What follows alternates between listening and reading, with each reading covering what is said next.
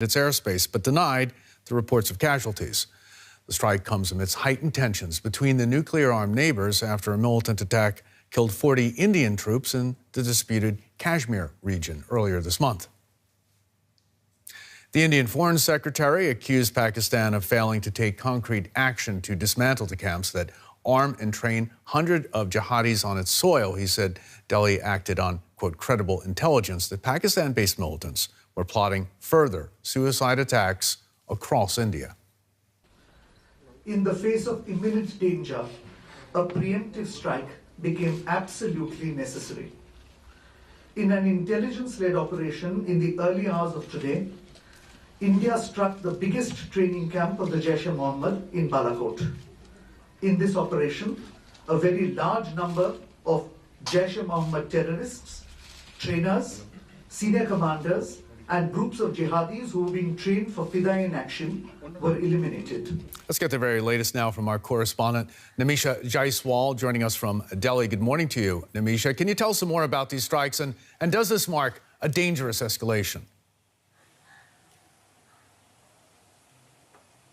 Well, yes, the primary information about the strikes at this point is coming through from the Indian Foreign Secretary, who we just heard. The key aspect that India is pushing here is that this was a strike on the Jaish-e-Mohammed terrorist organization, which they claim is Pakistan-based and Pakistan-backed. Now, the JEM, as it is called, claimed was behind the attack in Kashmir in the Pulwama district that happened less than 2 weeks ago and led to the loss of life of 40 Indian security personnel. Now, why this is really significant is that this is something that has been expected from India for the last 2 weeks. We were awaiting kinetic action. Across India, there have been calls for action against Pakistan because of the loss of life. And this is finally an Indian strike. And what sets it apart also is the fact that Pakistan has acknowledged the strike. Of course, there's a difference on the number of casualties that both sides are claiming, but this strike definitely shows that there are not only rising tensions, but there could be a further escalation as well.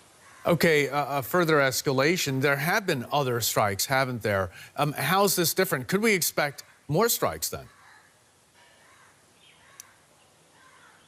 Well, what really sets this strike apart is the fact that the line of control, as you mentioned, which is a de facto line between Pakistan-administered or Pakistan-occupied Kashmir and Indian-administered Kashmir, that has been crossed. Now, it's really important. The last big war that happened between India and Pakistan in 1999, which we call the Kargil War, even then the line of control was not breached.